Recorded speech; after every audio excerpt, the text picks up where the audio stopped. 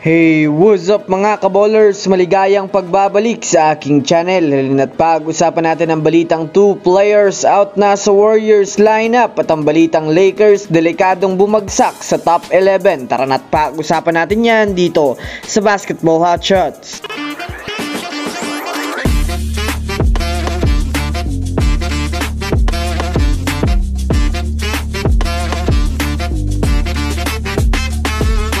Una nga muna tayong dumako mga kaballers sa balita patungkol sa kupunan ng Los Angeles Lakers.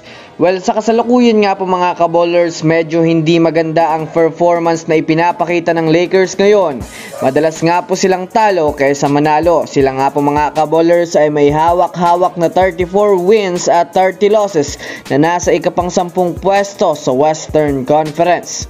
Pinagpipiestahan nga po mga kaballers si Anthony Davis sa naging pagkatalo nila kahapon sa kupunan ng Sacramento Kings dahil na rin mga kaballers sa 0-9 na nga po mga kaballers ang standing ni Anthony Davis at Domantas Sabonis. Ibig sabihin nga po dyan mga kaballers, hindi pa nga po nananalo si AD kay Domantas Sabonis kapag nagtatapat sila. Bukod pa dyan mga kaballers, kapag nagtuloy-tuloy nga po ang pagkatalo ng Lakers ng ilan pang sunod-sunod ay talaga namang babagsak na nga sila sa ikapang 11 pwesto sa Western Conference.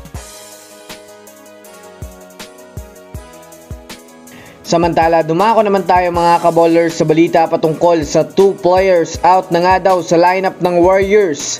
Sa pagkakatalo nga po ng Warriors kanina kontra sa Bulls ay hindi naman masyado naging malakas ang impact ng pagkatalo nila.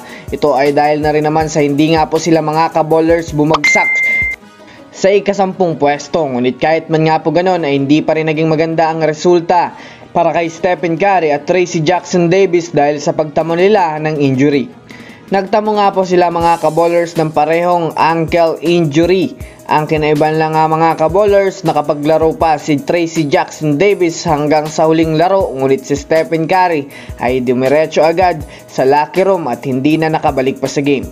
Wala pa naman nga pong inilalabas ang mga Warriors insider ng panibagong update patungkol sa kanila, subalit mataas ang porsyento na pagpapahingahin muna nga ito ng ilang mga laro para maka-recover ng madali at makabalik sa liga. So that's it for today's video mga kaballers. Yan lang ang ating pag-uusapan sa ngayon. Pindutin ang subscribe and hit nyo na rin ang notification bell para sa mga susunod na update sa mundo ng basketball. Again, this is Basketball Hot Shots. Thanks for watching.